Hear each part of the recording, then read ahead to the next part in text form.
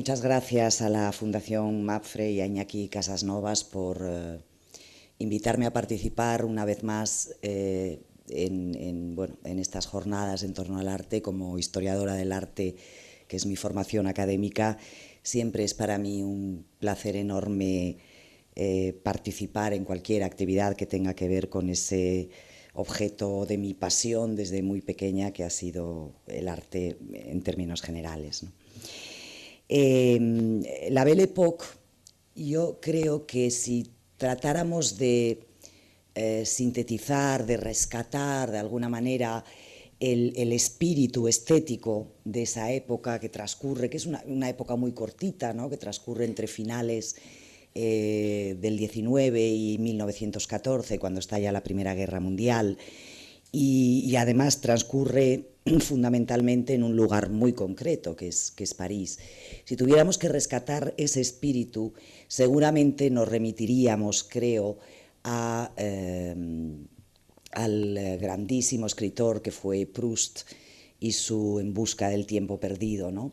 Él refleja ahí lo que para muchos de nosotros significa la Belle Époque, que es un mundo que parece que está dotado de un carácter especial, de refinamiento, de exquisitez, a la vez también con una cierta apertura hacia una libertad en las costumbres que parecía que no se había respirado todavía hasta ese momento. Pero el fenómeno de la Belle Époque en París es, yo creo, mucho más amplio. El mundo de Proust, o el mundo de algunas películas que hemos visto y fotografías que conocemos, etcétera, nos remite a una clase social muy determinada, que por supuesto es minoritaria y que no es evidentemente la única. Hay otras vidas que también forman parte de la Belle Époque. Otras vidas que en el caso de las mujeres muchas veces se centran en un cambio absoluto de las costumbres, en una lucha cuerpo a cuerpo con la sociedad de la que forman parte para lograr espacios de libertad y de participación que no habían tenido hasta entonces. Yo creo, siempre lo sostengo, que el siglo XIX fue el peor siglo para la mujer. Fue el siglo en el que quedó plenamente establecida la moral burguesa, la moral, la legislación, la forma de vida, las costumbres, etcétera, etcétera, los gobiernos, la política, y esa moral burguesa y todos los demás aspectos que rodean a ese ascenso de la burguesía al poder a lo largo del siglo, desde la primera Revolución Francesa del 89, de 1789, este mundo que se establece a partir de los principios de la clase media alta, fundamentalmente, es un mundo en el que la mujer tiene un papel estrechísimo y está mucho más limitada en su participación social y en su sexualidad, sobre todo, que en otros momentos donde las costumbres habían sido un poco más abiertas, ¿no? Es el siglo que inventa la idea del eterno femenino, de la mujer como el ángel del hogar, y se empeña efectivamente en encerrar a las mujeres. Insisto en pensar en clases medias altas, porque las mujeres del pueblo han tenido que trabajar toda su vida y toda la historia, ¿no? Pero sí se empeñan en encerrar a las mujeres que forman parte de esa gran masa que ya es la burguesía en la casa y en someterlas a un control exhaustivo sobre sus vidas, sobre sus costumbres, sus comportamientos y específicamente sobre el comportamiento sexual, ¿no? Al ser precisamente el siglo más duro para las mujeres, es también, quizá por esa misma razón, el siglo en el que las mujeres más pelean por llevar otra vida.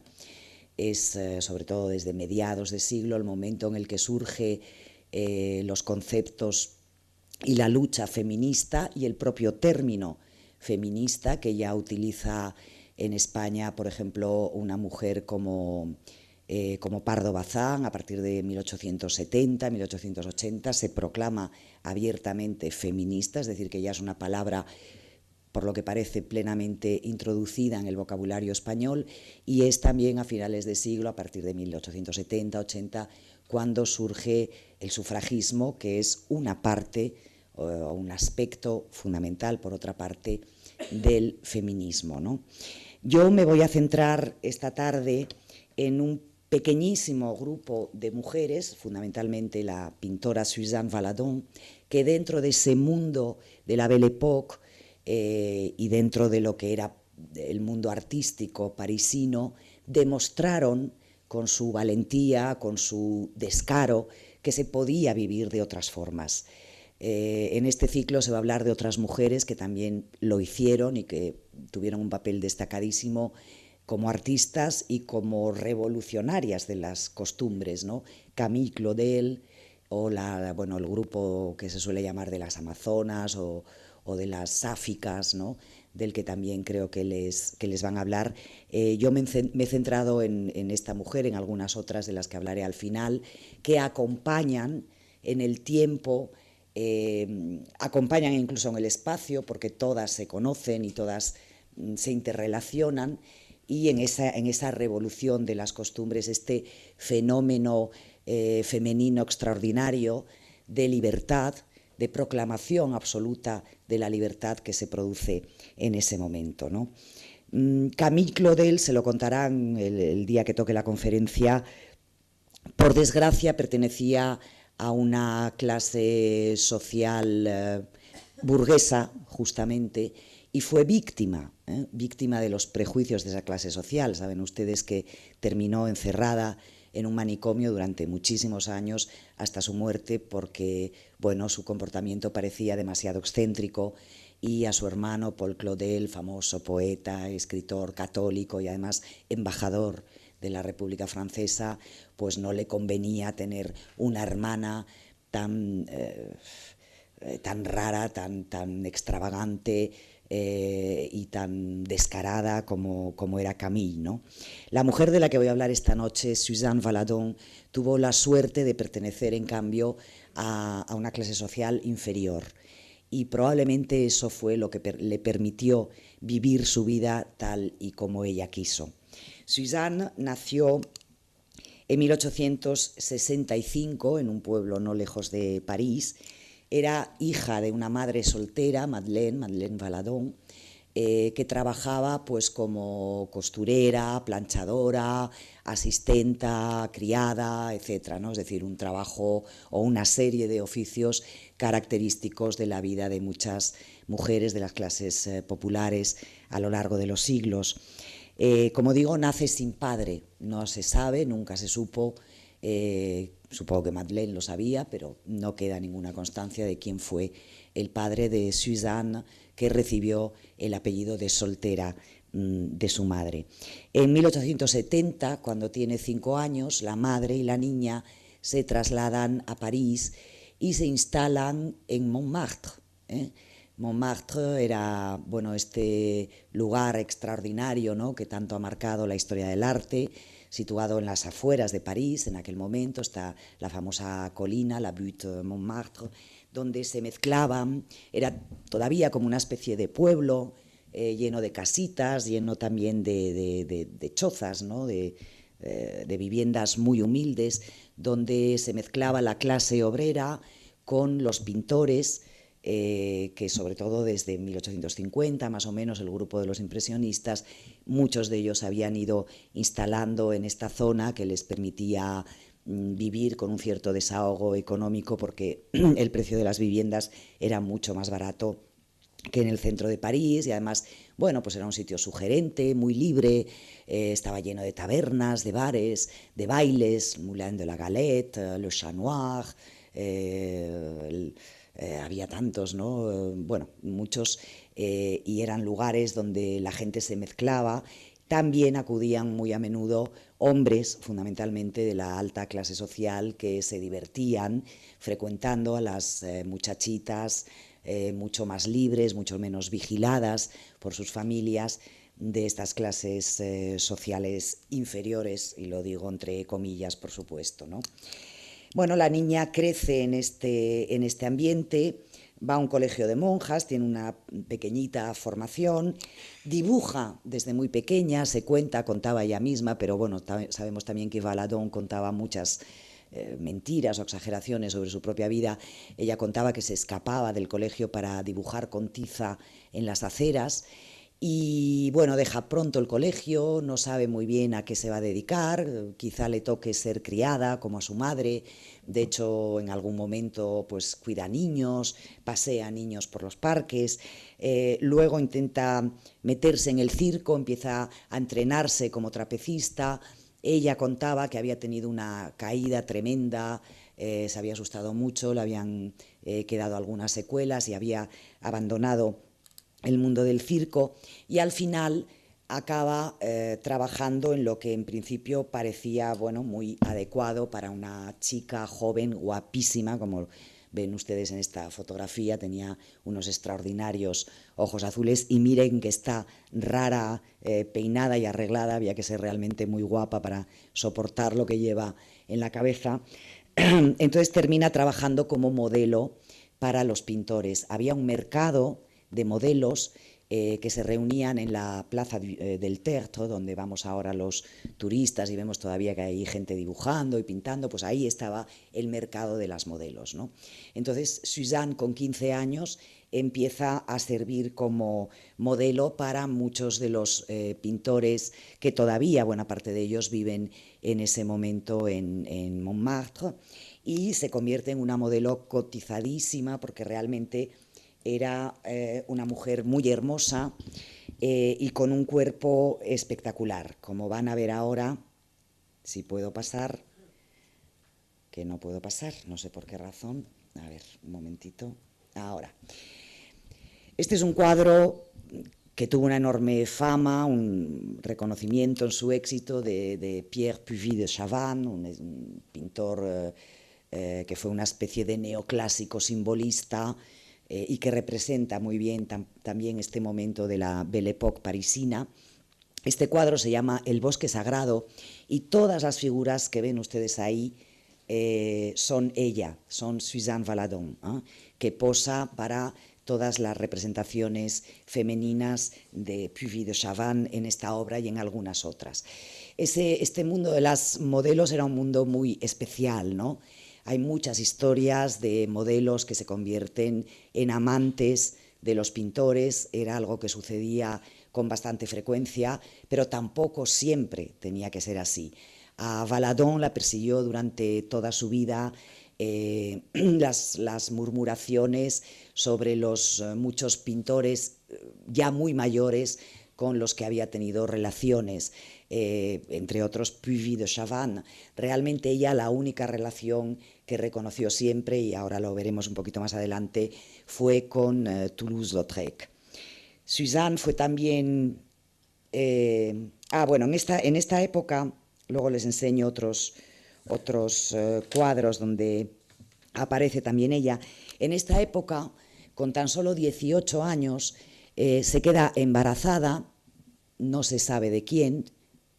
Ella parece que en ese momento tenía 2 amantes al menos a la vez, es decir, imagínense ustedes una muchacha de 18 años y ya llevaba una vida de una enorme libertad, y de alguno de ellos, por lo menos de uno de esos 2, si no había alguno más, se queda embarazada y nace este niño, Maurice, que se convertiría con el tiempo en un pintor famosísimo, el famoso Maurice Utrillo, o Utrillo, como dicen los franceses, ¿no? El apellido se debe a que cuando tenía 6 o 7 años, más o menos la edad en la que está hecha esta fotografía, fue reconocido por uno de sus posibles padres, que era un catalán, Miguel Utrillo, un hombre muy curioso, era un ingeniero que hacía crítica de arte, se había instalado también en este mundo libre y animado de Montmartre en este momento. Más tarde volvió a España y acabó siendo un personaje importante en Barcelona. Él fue, por ejemplo, uno de los directores artísticos de la Exposición Universal de 1929 y el creador del famoso pueblo español de Montjuïc. Y él, quizá porque en ese momento Suzanne se lo pidió para poder contraer matrimonio, ofreció su apellido y se ofreció a reconocer al niño, y efectivamente mantuvo a lo largo del tiempo una relación, al menos por correspondencia, ya una vez que regresó a España con este famosísimo pintor del que voy a hablar a lo largo de la charla porque es inevitable, ¿no? Entre tanto, Suzanne seguía posando para otros grandes pintores. Ella fue una de las modelos preferidas de Renoir. En este cuadro, por ejemplo, El almuerzo de los remeros, es la niña, la chica que aparece a la izquierda con el perro y también al fondo apoyada en la barandilla con el sombrerito, ¿no?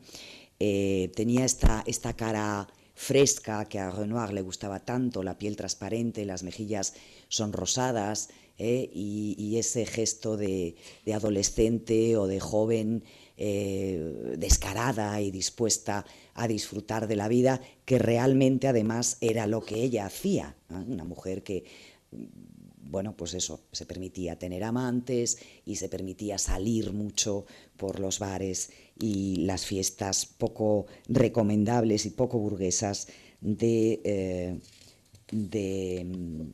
Montmartre. También posa, como ya les he dicho antes, para Toulouse-Lautrec, al menos en este cuadro que se llama La bebedora, y se convierte además, como les he dicho, en amante de Toulouse-Lautrec. Tienen una relación que dura algún tiempo con aquel hombre, bueno, que tenía un físico un tanto especial, pero que, bueno, tenía un encanto también muy particular, y que a pesar de su deformación física, pues atrajo a muchas mujeres y entre otras a Suzanne Valadon. En este momento ella sigue dibujando y además la compañía constante de los pintores la anima a dibujar cada vez más. Son dibujos que van adquiriendo una calidad realmente notable, ¿no? Ella marca mucho la línea, marca mucho, como hará luego en su pintura, la monumentalidad de las figuras.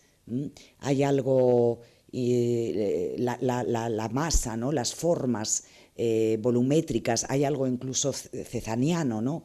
De alguna manera en su obra. Luego lo veremos más claramente en lo que es la obra puramente pictórica, y toma muy a menudo este tipo de temas que aprende de Degas, justamente, este tipo de temas que son un poco instantáneas, ¿no? Instantáneas, tomadas de la vida de su madre, de sus vecinas, de sus amigas, de otras modelos, de su hijo Maurice también, al que dibuja muchas veces.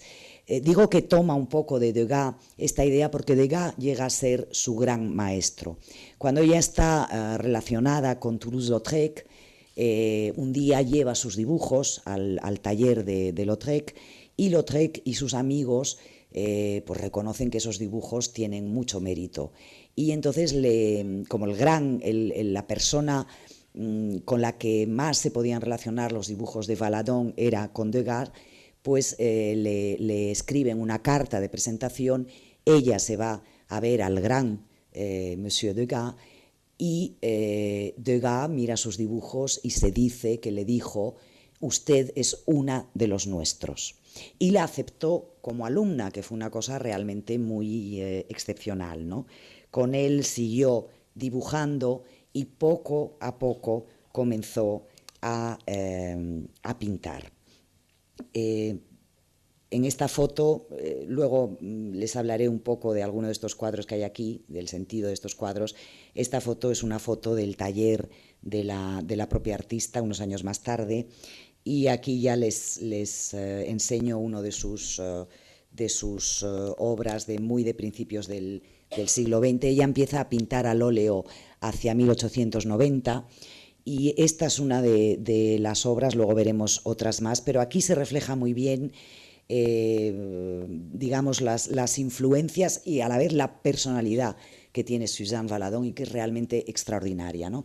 Ven que es una obra que tiene mucho de Cézanne, en esa manera de trabajar los volúmenes con una cierta geometría, las manchas de color que utiliza, que también la relacionan de alguna forma con Gauguin, ese interés por captar las figuras en movimiento, aunque luego más adelante las calma, las pausa, ¿no? Pero al principio le interesa muchísimo, como en los dibujos, el movimiento que la relaciona con Degas, y algo realmente muy sorprendente en una mujer pintora.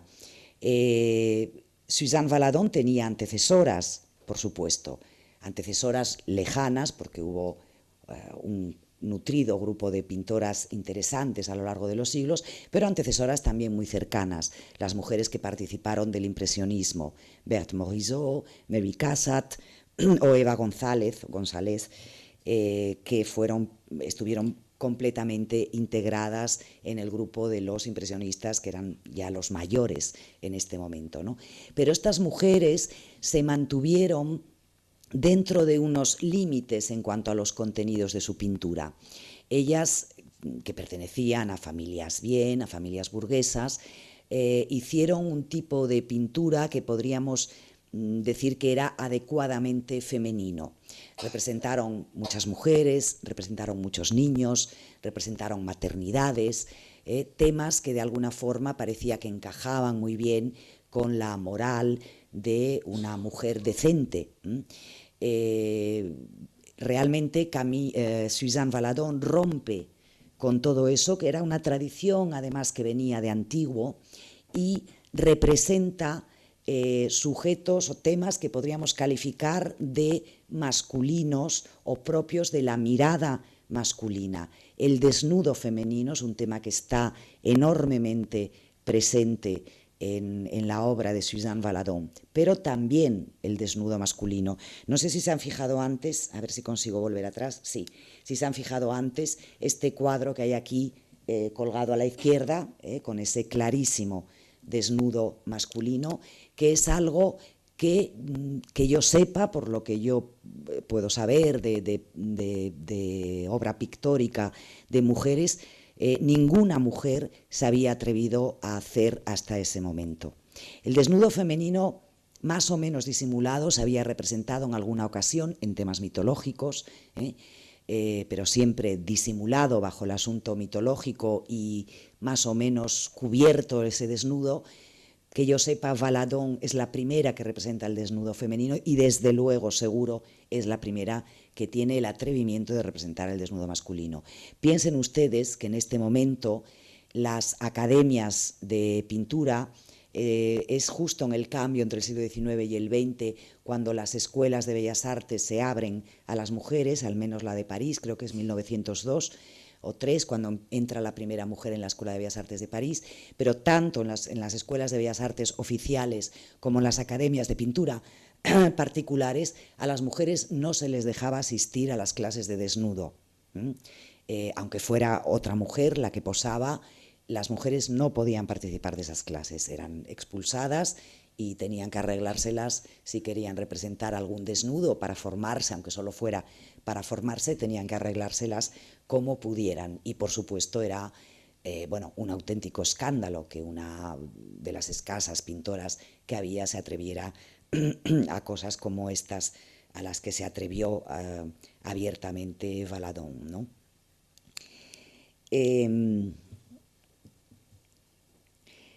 En estos años en los que empieza a pintar, en los años 90, Valadon ha dejado ya a Toulouse-Lautrec y tiene una relación con el famosísimo compositor Erik Satie.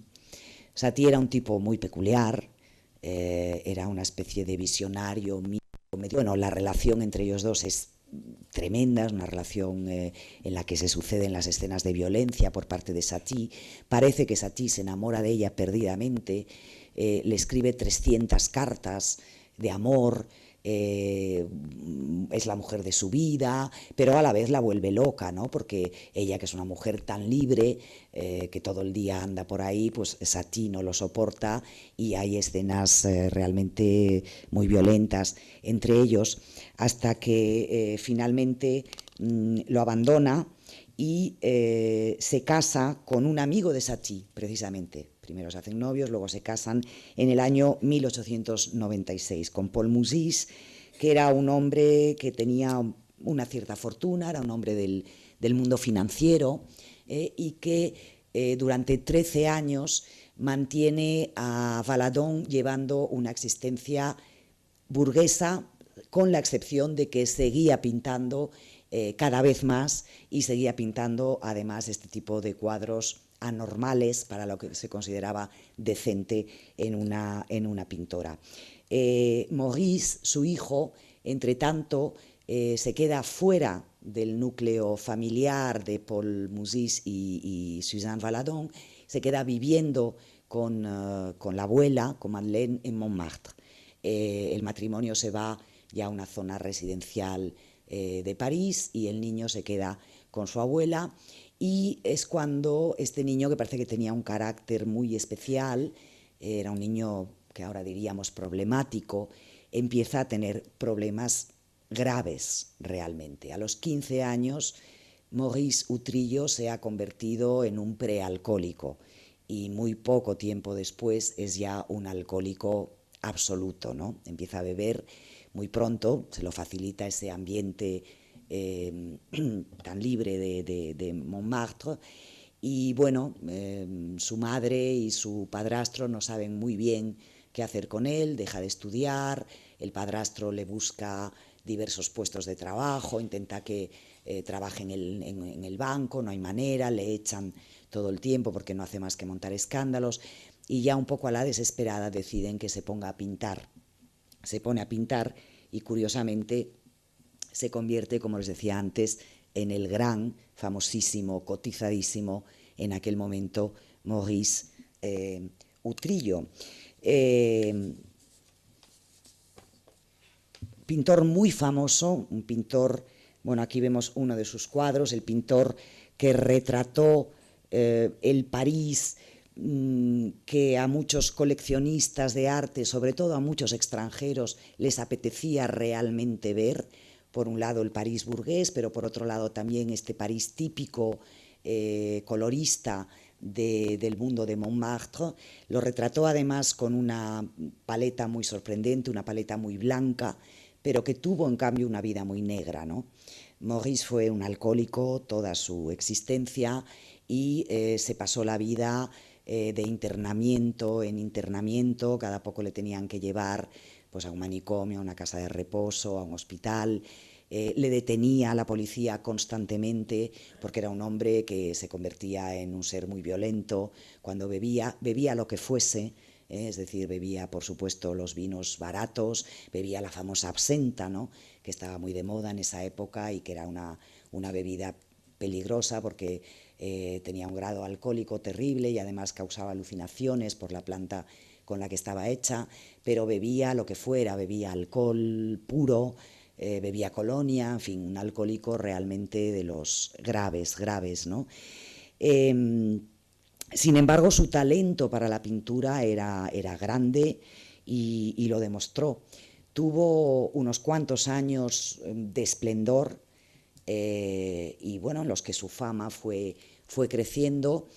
Lo que pasa que, bueno, su propia condición física pues le limitaba mucho, ¿no? Es decir, tenía épocas en las que no pintaba nada, andaba todo el día por las calles, desaparecía, le encontraban tirado en una cuneta o le detenía la policía, tenía que ir su madre a sacarle de la comisaría porque había montado un escándalo, muchas veces en compañía de Modigliani, que era otro alcohólico también, y eran buenos amigos. Y entonces, bueno, llegó un momento, se acusa mucho a Suzanne Valadon, pero yo no sé si hay datos suficientes, porque llegó un momento en que Suzanne intentó un poco controlarle, encerrarle y obligarle a producir. Y produjo tanto que su obra se malogró. Se malogró desde el punto de vista artístico, ¿no? Él tiene unos años de esplendor, pero enseguida decae, desde el punto de vista de la calidad artística, no desde el punto de vista del éxito. Siguió siendo un pintor de éxito y un pintor que ganó muchísimo dinero y que generó mucho dinero para su madre, además, ¿no? Su madre, que entre tanto, bueno, había seguido su propia carrera muchísimo más despacio y con muchísimo menos éxito que su hijo, a pesar de que, desde mi punto de vista, ella es mucho más interesante que él. Y no es que no alcanzara el éxito, Suzanne Valadon alcanzó el éxito, pero nunca vendió. Y lo poco que vendió, lo vendió a precios prácticamente irrisorios. Eso es algo que tiene que ver, evidentemente, con su condición de mujer. Como ha ocurrido tantas veces, el trabajo de una mujer se valoraba mucho menos que el trabajo de un hombre. Todavía sigue pasando ahora. Hace tan solo 5 o 6 años hubo un encuentro en Arco sobre la presencia de las mujeres en el mercado del arte español. Aquí tenemos alguna persona que sabe además bastante de este tema. Y bueno, con los datos estadísticos sabemos que se vende mucho menos obra de mujeres que de hombres. Prácticamente el 80% de lo que se compra es obra hecha por hombres, a pesar de que el porcentaje de mujeres artistas es muy superior al 20%, porque los coleccionistas no se fían de que la obra hecha por una mujer vaya a seguir adquiriendo valor, así como la obra hecha de un hombre, sí, si está bien gestionada. La obra de una mujer no se sabe muy bien qué va a pasar con ella. Esto ocurría exactamente igual en tiempos de Suzanne Valadon, que nunca ganó dinero a través de su propia obra, sino a través de la obra de su hijo.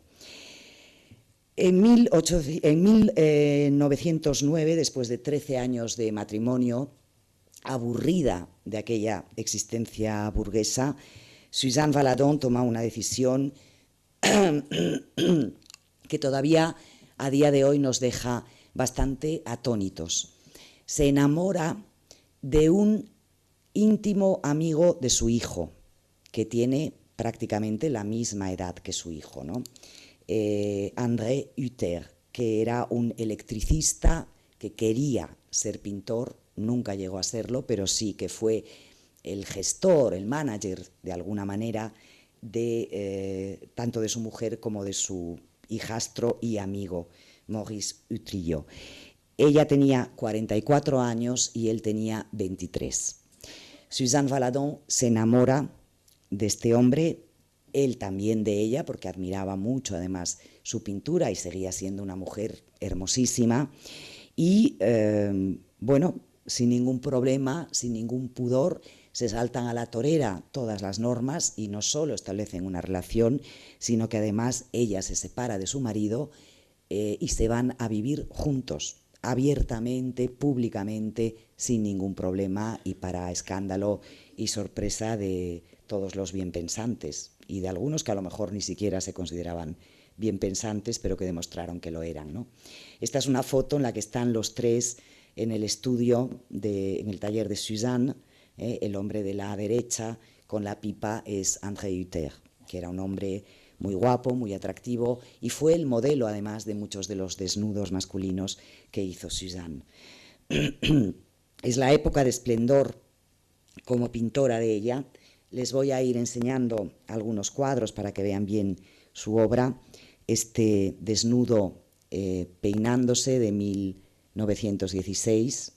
También pinta algún paisaje y algunos cuadros de flores, que es un tema que aparece mucho en la pintura hecha por mujeres. Hubo incluso una gran pintora de flores, Clara Peters, holandesa, del 17, algún cuadro suyo está aquí en el Museo del Prado, creo que hay uno por lo menos, que fue una especialista en flores y se consideraba tradicionalmente que ese era un género muy adecuado para las mujeres. Pero bueno, no solo las mujeres, Manet, el gran Manet, fue un gran pintor también de flores, y al fin y al cabo estamos hablando de una pintora que no deja de ser una hija de los impresionistas, una postimpresionista, ¿no? Otro cuadro de desnudo femenino para el que posa, había 2 o 3 modelos mulatas en el París de principios de siglo que tenían un éxito enorme y que formaban parte de todas las juergas, de todas las fiestas que hacían los pintores, y una de ellas, creo que es Aisha, posa para este cuadro que se titula Mulata desnuda sosteniendo una manzana y que es de 1919. Otro desnudo sentado en un sofá del 22. Este cuadro que a mí me parece extraordinario, La echadora de cartas, de 1918. No sé si pudieron ustedes verlo aquí, estuvo en la exposición que hubo hace creo que un par de años en el Thyssen sobre Modigliani y su tiempo, y es un cuadro, bueno, yo creo que con una fuerza como toda la obra de Suzanne, pero además aquí con este misterio añadido, ¿no? Y este cuadro que a mí me gusta muchísimo, muchísimo, es una de las últimas obras de Suzanne Valadon, es un autorretrato con los senos desnudos. Ella había pintado, como tantos pintores, muchos autorretratos a lo largo de su vida, pero este cuadro lo pinta con 67 años. Y yo creo que, bueno, aquí lo que se ve una vez más es la cantidad de sinceridad y de atrevimiento que había en ella como mujer, como persona y también como pintora, ¿no? Que una mujer de 67 años se pinte a sí misma con este rostro, no está pasando un buen momento, ahora les contaré, en esta época se pinta con este rostro que transmite una sensación un poco como de soledad, ¿no? Que era realmente lo que le estaba sucediendo, pero con el atrevimiento de desnudarse, ¿no? Y posar todavía, una mujer ya vieja, sobre todo para los cánones de la época, ¿no? Posar todavía con el pecho desnudo, ese pecho que tanto habían admirado los pintores que la retrataron en su juventud. Yo creo que es un gesto que demuestra su carácter y su valía, ¿no? Les decía que no era un buen momento en la vida de Valadon. Ella se casa en 1914 con su amante, con el joven André Hutter, justo antes de que empiece la guerra. Él es movilizado, por si acaso, como hicieron muchas mujeres en ese momento, muchos hombres se casaron. Y cuando termina la guerra y André vuelve a casa, bueno, es cuando realmente empiezan a ganar muchísimo dinero con la obra de Utrillo, tanto dinero que se convierten realmente en burgueses, de los burgueses ricos de París, a pesar de que siguen llevando esta vida absoluta de bohemia, ¿no? Yo creo que son probablemente este trío, ¿no? Es uno de los tríos que representa mejor el espíritu de la bohemia parisina, ¿no? En cualquier caso, se trasladan a una enorme casa, tienen coche, que era una cosa que todavía en ese momento solo se podían permitir los ricos, tienen un montón de criados, ella, que era hija de una mujer que había sido criada, se puede permitir, y que estuvo a punto de ser criada también, se puede permitir ahora tener criados, e incluso compran un castillo, un castillo antiquísimo, donde de alguna manera encierran a Utrillo para que siga produciendo bajo la vigilancia de una especie de ama de llaves, que es la que le controla, le permite beber, pero bueno, con unos ciertos límites, para que él siga pintando, ¿no? Estas fases de encierro, bueno, pues duran unos meses, luego se escapa, ya se pierde otra vez, le tienen que volver a encerrar en otro hospital, le vuelven a detener, vuelve al castillo, en fin, se pasa así toda su vida, ¿no? Yo les hablo un poco con dudas de la relación entre Valadon y su hijo, porque bueno, muchas veces se ha dicho, ¿no?, que ella le explotó, ¿no? No sé, realmente yo no sé hasta qué punto eso fue verdad. Sí, es verdad que trató de vigilarle, de controlarle, como no, era su hijo. No sé si lo hacía exclusivamente o fundamentalmente por el interés o porque realmente le quería, ¿no?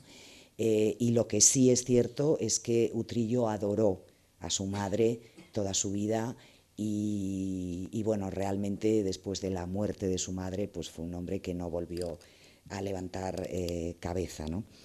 En cualquier caso, bueno, tienen esta vida de ricos, pero es cuando también Suzanne empieza a ser más desgraciada, porque este hombre con el que se ha casado es un hombre que le es permanentemente infiel, que empieza a beber también mucho más de la cuenta y que además se convierte en una especie de nuevo rico, se llena de soberbia, se convierte en una especie de un personaje de estos patéticos, ¿no? Que se creía pues un poco el rey del mundo porque él era el que había lanzado a la gran Suzanne Valadon y al gran Maurice Utrillo, ¿no? Son años duros para ella, la engaña constantemente, bebe, se emborracha, llega a casa borracho, situaciones de violencia, vuelve a vivir de nuevo, ¿no? Con este hombre, hasta que, bueno, finalmente ya él se va, la abandona o ella le echa, no se sabe muy bien qué fue lo que pasó. Y en los años que le queda de vida, pensemos que estamos ya con una mujer, es más o menos en esta época, 60 y tantos, ya cerca de los 70 años, y es una mujer que no se resigna a perder su libertad, a perder su deseo sexual y no se resigna tampoco a quedarse sola, ¿no? Se cuenta, no sé también si es exagerado, que a menudo salía por las noches a recorrer las calles, ella regresa de nuevo a la zona de Montmartre, salía a recorrer las calles en busca de algún mendigo al que se llevaba a su cama. No lo sé, lo que sí es cierto es que en un momento dado, cuando ella ya tiene 70 años, recoge a un hombre muchísimo más joven, no se sabe la edad que tenía, no se sabe muy bien quién era, de dónde procedía, se sabe que le llamaban Gazi, era un pintor, quería ser pintor, uno de los muchísimos que circulaban por Montmartre intentando conseguir el éxito, aunque se ganaba la vida tocando la guitarra en un bistró, y él decía de sí mismo que era mogol. Parece que sí, que tenía ciertos rasgos asiáticos, pero en fin, es un poco una figura misteriosa. Ella lo conoce en este bistró donde él tocaba la guitarra y le gusta, le atrae, no se sabe muy bien, se lo lleva a vivir con ella y viven juntos durante 3 o 4 años hasta que ella muere, y tampoco se sabe realmente, no hay pruebas ciertas de cuál era su relación, ¿no? Si lo convirtió en su amante, es probable que sí, o simplemente era un compañero, un amigo al que ella protegía, al que daba de comer, porque a ella económicamente pues seguía, gracias a la obra de Utrillo, seguía viviendo con bastantes recursos, y bueno, al menos fue el compañero inseparable de sus últimos años de vida, ¿no? A mí no me extrañaría nada que esta mujer, que a punto prácticamente de hacer eso, todavía se atreve a posar enseñando sus pechos, pues probablemente considerase que su cuerpo todavía tenía derecho a la sexualidad, ¿no? Suzanne Valadon muere en 1938 a los 73 años, y como les decía antes, deja a un Utrillo completamente deshecho. Lo había casado ella con una amiga suya, que era el que estaba viuda y que se había enamorado de él y que se lo había llevado a vivir, era una mujer rica, entonces se lo había llevado a vivir a una villa al sur de Francia e intentaba cuidarle, pero era casi imposible. Y bueno, ya este hombre, después de la muerte de su madre, se escapa de la casa de su esposa y vuelve un poco a esta vida de borracheras constantes por un Montmartre que había entrado ya en la decadencia, porque ya en los años 30 prácticamente todo el mundillo artístico se había trasladado a Montparnasse. Él es uno de los viejos que quedan todavía en Montmartre, se convierte en una especie de personaje típico, ¿no? El artista borracho que un día pinta en la calle, otro día lo encuentran tirado, en fin, y muere finalmente en 1955 repentinamente después, o sea que vivió, la verdad es que vivió bastante más de lo que se podía sospechar por su mala vida, después de haberse convertido, como les decía antes, en un pintor repetitivo, que no hizo más que reproducir durante muchos años los cuadros que le habían dado éxito, pero que sí que realmente seguía vendiendo mucho.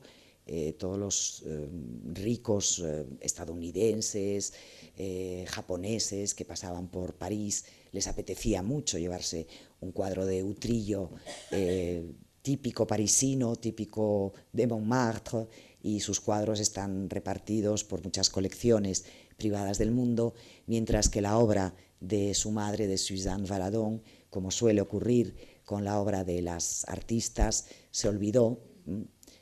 Si no había sido cotizada en vida, pues realmente después fue prácticamente olvidada. Solo en estos últimos años, cuando hay un empeño por parte de muchas y algunos también historiadores del arte, entre los que intento contarme, ¿no?, por recuperar, por volver a iluminar la obra de las mujeres, pues hemos ido conociendo un poco más a Suzanne Valadon, y hace algún tiempo, 3 o 4 años, se hizo una importante exposición que reunía obra de los dos, de la madre y el hijo, que son realmente una pareja extraordinaria de la vida de la Belle Époque, vista desde ese otro punto de vista de la vida de la bohemia, de la vida de las mujeres libres, ¿no? Hubo muchas más. Yo les voy a mencionar muy poquitas. Me temo que esto se va a convertir en una especie de cotilleo sobre ellas, pero no pretendo que sea eso. Lo que quiero es simplemente hablarles de estas mujeres que tuvieron esa valentía y ese espíritu libre y llevaron una vida fuera de las normas burguesas, ¿no? Esta mujer, por ejemplo, Fernande Barrey, había nacido en 1893 en un pueblo, hija, como es algo que ocurría mucho en estos ambientes, como Suzanne Valadon, de hija natural, sin padre. En 1908, con 15 años, llega a París y parece ser, aunque también en esto hay dudas, pero es bastante probable que se dedicase a la prostitución durante algún tiempo. Era una de las salidas inevitables, ¿no?, que las mujeres pobres y sin protección han tenido y siguen teniendo todavía ahora. En cualquier caso, también ingresó en el círculo tan libre, ¿no?, de las modelos. Ella fue modelo, entre otros pintores, de Modigliani y de Soutine, y también trató de realizar su propia obra artística un poco cercana al cubismo, aunque realmente fue una obra muy, muy menor, ¿no? Pero tuvo también esta vida exagerada y excéntrica y rara y distinta, ¿no? En 1900, no sé si fue 13 o 14, conoció a uno de los pintores y de los personajes más típicos del momento, que era el japonés Fujita. Seguramente muchos de ustedes conocerán, ¿no?, la obra delicadísima de Fujita. Y Fujita se enamoró perdidamente de ella, y a los 13 días se casaron. El matrimonio fue un desastre porque, pues al final trataron de llevar una vida libre, cada uno tenía sus propias relaciones con gentes de los dos sexos. Además, la bisexualidad, les van a hablar de eso en otra de las jornadas. La bisexualidad fue un tema muy recurrente en la vida del París de la Belle Époque. Y al final aquello acabó convirtiéndose en un follón, porque Fujita conoció a otra modelo, Yuki, con la que se pasó 3 días encerrado en una habitación de un hotel, nada más conocerla. Además, la acababa de conocer en uno de los, no sé si eran en Le Dôme, en uno de los cafés típicos de ya Montparnasse, ya no era Montmartre.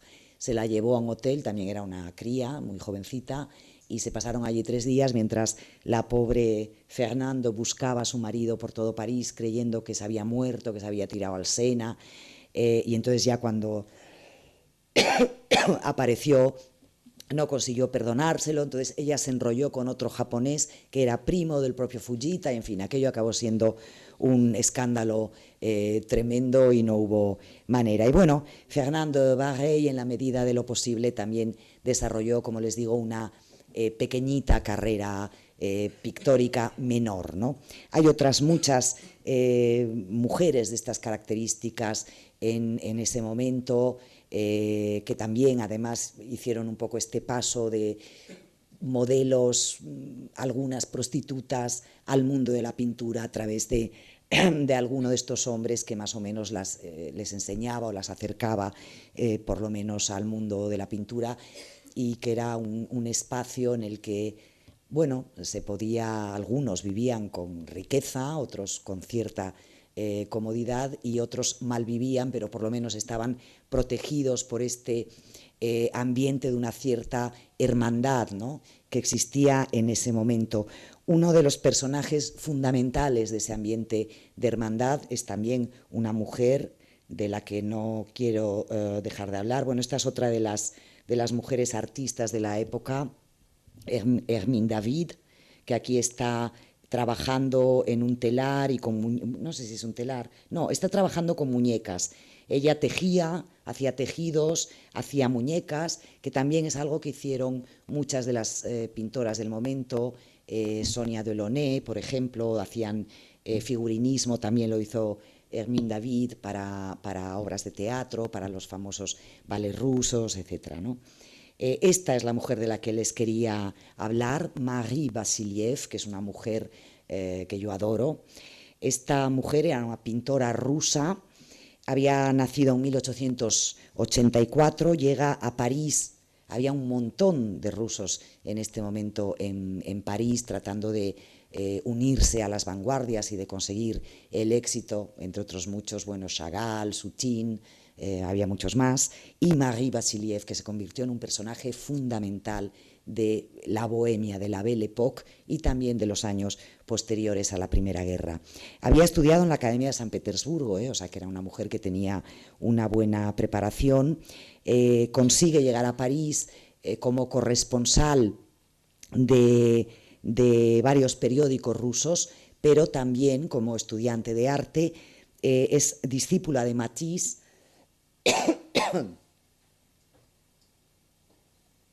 Perdón, Matisse había montado una academia en esta época, en la primera década del siglo XX, que tuvo un éxito enorme, que se llenó de pintores extranjeros, sobre todo alemanes, rusos, noruegos, holandeses, que querían triunfar y que querían aprender del gran maestro del fauvismo. Y fue tal el éxito que tuvo la academia que al final la tuvo que abandonar, porque si se dedicaba a sus alumnos no le quedaba tiempo para pintar, ¿no?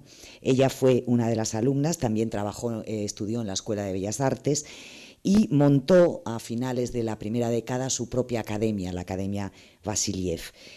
Esa academia y su taller ya estamos en Montparnasse, en torno a 1910, 12, 14, empiezan a mudarse los artistas a Montparnasse, y después de la Primera Guerra Mundial ya abandonan definitivamente Montmartre. Este taller de Marie Vassiliev estaba en esta calle, y el taller se convirtió en uno de los centros de reunión fundamental de los artistas de la vanguardia parisina y de la bohemia de la Belle Époque.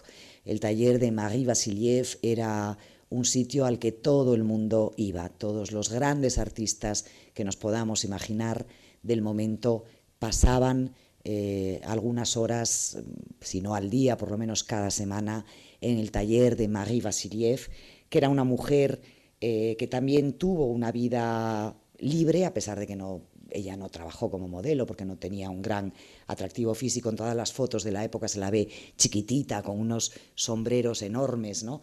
Aquí está vestida de enfermera, porque cuando empieza la Primera Guerra Mundial ella se alista voluntaria como enfermera en la Cruz Roja, y hace algo extraordinario. Convierte ese taller en una cantina. Entonces, el sitio más divertido de París durante la Primera Guerra Mundial fue la cantina de Marie Vassiliev. Ella tenía una señora que la ayudaba y por muy poco dinero, muy poquito dinero, porque estaban todos los que estaban todavía en París, que no habían tenido que incorporarse a la guerra, o los que volvían del frente, tenían muy poco dinero. Hubo unos años durante los cuales el Estado les dio una pensión a los artistas porque no había mercado del arte en ese momento, entonces les concedió una pensión pequeñita, pero bueno, tenían algo para sobrevivir y con ese poquito dinero que tenían, Marie Vassiliev les da de comer, les da de beber y además, como a ella no era un bar, no era un bistró, no era un lugar público, porque solo iban artistas, entonces no tiene que cerrar pronto como el resto de los bares de París, que durante la guerra, para evitar o dificultar los bombardeos, etcétera, tienen orden de cerrar muy temprano, y entonces se convierte en el sitio donde la gente, los artistas por la noche, van a beber, a emborracharse, a escuchar música, tenían un piano, entonces alguien tocaba el piano, de repente aparecía un ruso que tocaba el violín, otro que tocaba la guitarra, se montaban grandes farras en la cantina de Marie Vassiliev y fue un poco el sitio de refugio y además donde se alimentaron todas estas gentes durante esos años crueles, ¿no? Era un lugar donde pasaban cosas como esta que está descrita en este dibujo de la propia Marie Vassiliev. Una noche se organiza una cena en honor de Braque, de Georges Braque, que ha vuelto del frente. Braque es el señor que está a la derecha con la corona de laurel. Y Marie Vassiliev es la mujercita que está a la izquierda con un cuchillo levantado en la mano. Entonces, a esa cena asiste Beatrice Hastings, de la que les voy a hablar ahora mismo, con su amante, que era un escultor italiano. Beatrice Hastings acababa de abandonar a Modigliani, con el que había estado 2 años. Y entonces Marie Vassiliev no había invitado a Modigliani a esta cena a propósito, porque Modigliani las montaba muy gordas en sus borracheras, ¿no? Y entonces en mitad de la cena, de repente aparece Modigliani, que es el señor que ven al fondo con tirantes y con los brazos así abiertos, ¿no? Aparece Modigliani con algunas modelos a las que había ido recogiendo por el camino, borracho por supuesto, entra en la cantina y se organiza un follón tremendo porque él lo que quiere es matar a Beatrice Hastings y a su nuevo amante, ¿no? Acaba apareciendo una pistola, no se sabe muy bien quién la tenía, y bueno, allí se arma un follón espantoso. Picasso, que está ahí al fondo, no sé si le ven ustedes también, sí. Beatrice Hastings es la mujer que tiene el lazo grande, creo que es un lazo, ¿no? Ahí a la derecha en la cabeza, su amante el que está enfrente de ella, y detrás yo creo que es Picasso. Picasso y no recuerdo quién más tienen que echar a Modigliani escaleras abajo, lo tiran por las escaleras, en fin, se organiza un follón, al final se cierra la puerta con llave y aquello se convierte en la juerga que todos esperaban en homenaje a Braque, ¿no?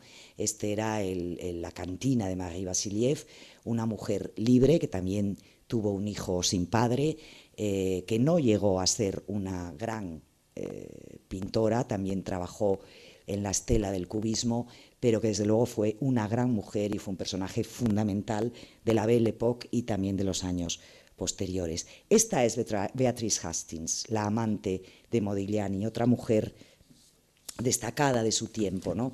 Ella era una inglesa de familia acomodada, que había estudiado incluso literatura en Oxford, pero que, como muchas mujeres inglesas también de su tiempo, aspiraba a llevar una vida que no tuviese nada que ver con los principios victorianos que le insuflaba a su familia, ¿no? Se dedica a escribir poemas, ensayos sobre arte también. Se convierte, estando todavía en Inglaterra, y volvemos de nuevo al tema de la bisexualidad, en amante de la gran escritora Catherine Mansfield, y luego se traslada hacia 1907-8, se traslada a París como corresponsal, más que corresponsal, cronista de la vida de Bohemia de una revista importante que hablaba mucho de arte de vanguardia, además del momento inglesa, que era The New Age. En París, entre otros amantes, como les decía, ella se relaciona durante 2 años con Modigliani, que la retrató muchas veces, y llevan una vida no libre, sino libérrima, ¿no? Se suele culpabilizar a Beatrice Hastings de que fue ella quien metió a Modigliani en el mundo del alcohol y de la droga. Ella parece que le gustaba mucho el hashish y le gustaba también el opio, y se dice que lo que más la caracterizaba era lo mucho que le gustaban el alcohol y los hombres. Bueno, fue una época en la que la droga circulaba con mucha facilidad también, en todo este tiempo de la Belle Époque, ¿no? En parte porque además algunas drogas se consideraban medicinas, es decir, la cocaína. Por ejemplo, Freud, saben que hizo en estos mismos años experimentos con la cocaína y se la recomendaba a todo el mundo, ¿no? Se consideraba una medicina, como se consideraba una medicina la morfina y en algunos casos incluso también el opio, ¿no? Es decir, eran medicinas que recetaban los médicos, pero hubo mucha gente que no las consumía como medicinas, sino las consumía simplemente como drogas, o que empezaron consumiéndolas como medicinas y acabaron enganchados, ¿no? El hashish también circulaba con mucha facilidad, y por supuesto el alcohol y esa famosa absenta que he mencionado antes. Bueno, me queda todavía, claro, no les he hablado del mundo literario. El mundo literario, bueno, era un poco más fino que este mundo disparatado de la bohemia, de la pintura, pero también tenía lo suyo.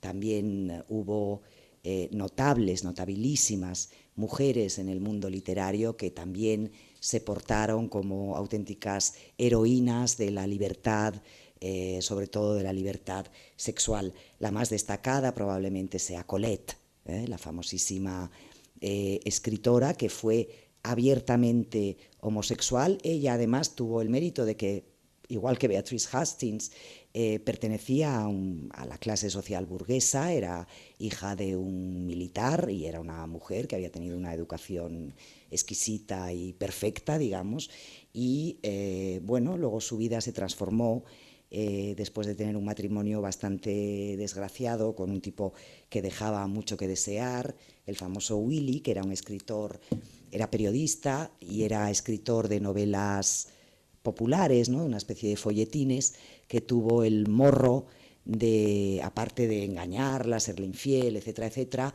firmar con su nombre las primeras novelas que Colette escribió. La famosa serie de Claudine, que es una serie para adolescentes o jóvenes, la serie en la que realmente Colette estaba contando su propia vida de jovencita o de niña, la firmó el caradura de su marido, ¿no? Hasta que ella se separó de él y, bueno, ya reivindicó su propio nombre y empezó a firmar su larguísima serie de obras.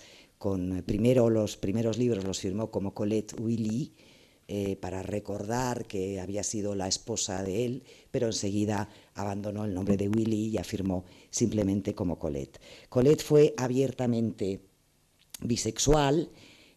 Aquí, por ejemplo, la vemos, ella trabajó durante algunos años, después de separada de este primer marido, trabajó en el mundo del teatro, de la pantomima. Y aquí la vemos en una representación de una pantomima sobre Marco Antonio y Cleopatra, con ese señor que está a la derecha. En realidad era una señora, Mathilde de Morny, una mujer de la aristocracia que era su amante, y bueno, trabajaron juntas en el mundo del teatro. Otra mujer también muy valiente que fue capaz, a pesar de ser hija del duque de Morny, que era un alto personaje de la aristocracia parisina, de dedicarse a algo tan vulgar, ¿no? Como este teatro bajo. Además, no era el gran teatro clásico, era teatro de pantomima, el teatro de un poco de boulevard, ¿no? Y ser abiertamente homosexual, ¿no? Pero Colette fue incluso más allá. Se casó por segunda vez con un político, Henri de Jouvenal, y cuando descubrió que este hombre le había sido infiel, no solo lo dejó, sino que se enrolló, digamos, con el hijo de Henri de Jouvenal, que tenía 17 años, y ella tenía casi 40. Y fue una relación que duró 5 años, es decir, no fue una cosa breve. 5 años estuvo públicamente, todo París lo sabía, con este jovencito, y además es curioso porque ella, algunos años antes, había escrito una novela muy famosa, Chérie, en la que ocurre eso, un jovencito que se enamora de una mujer mayor. Y luego, después, muchos años después de haber escrito esa novela, lo vivió ella. Ya su tercer matrimonio ya fue más calmado, ya era mayor, parece que se la había pasado un poco, bueno, ese ardor que había tenido, y se casó con un hombre delicioso, además, Maurice Goudquet, que era judío y al que tuvo que esconder durante los años de ocupación de París, pero ya con él parece que tuvo una vida bastante tranquila, ¿no? Y voy a terminar con un homenaje, por cerrar un poco el círculo, a ese París de la Belle Époque, de la alta aristocracia del que hablaba al principio. Esta mujer, si ustedes conocen la obra de Proust, es la duquesa de Guermantes.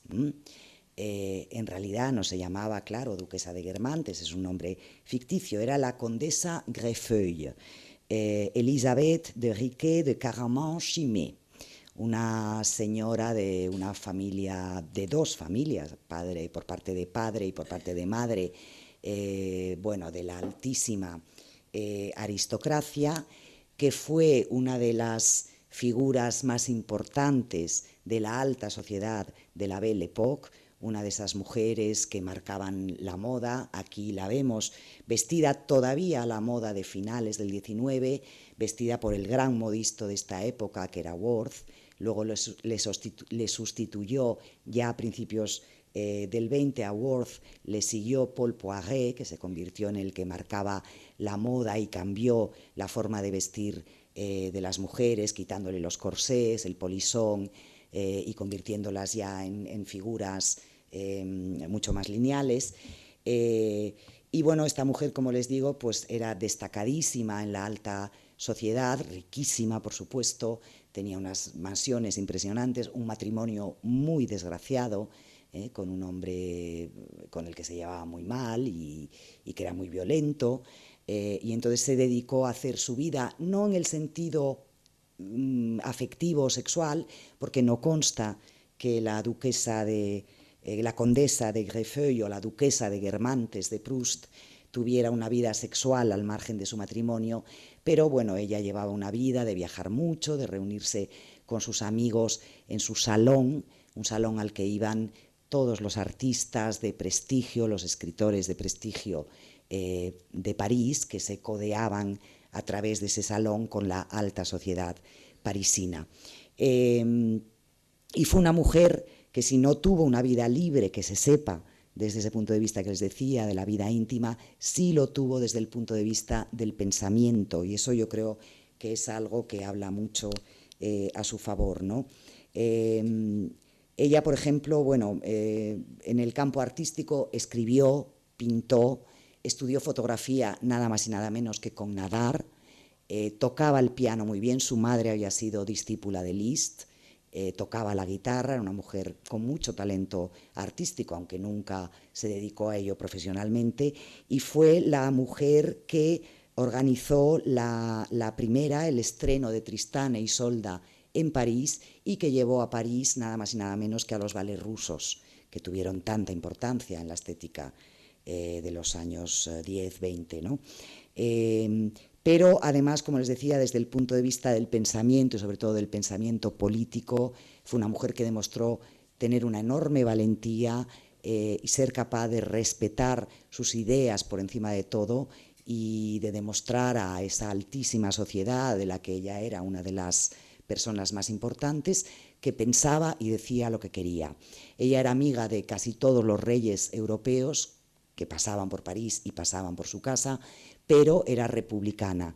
Y cuando saltó el famosísimo asunto Dreyfus, que dividió a la sociedad francesa entre anti-dreyfusistas y dreyfusistas, o sea, conservadores y, digamos, gente más de izquierdas, o antisemitas y pro simplemente la justicia, pues ella tuvo la valentía de enfrentarse a todo su grupo social y declararse abiertamente a favor de Dreyfus y a favor de la verdad, de la justicia y de lo que significaba en ese momento manifestarse como una persona de izquierdas. Y bueno, nada más, ha sido un repaso breve, pero que yo creo que ejemplifica muy bien ese espíritu de libertad de estas mujeres tan valientes, y seguramente se lo completarán en los próximos días en las siguientes charlas. Muchísimas gracias.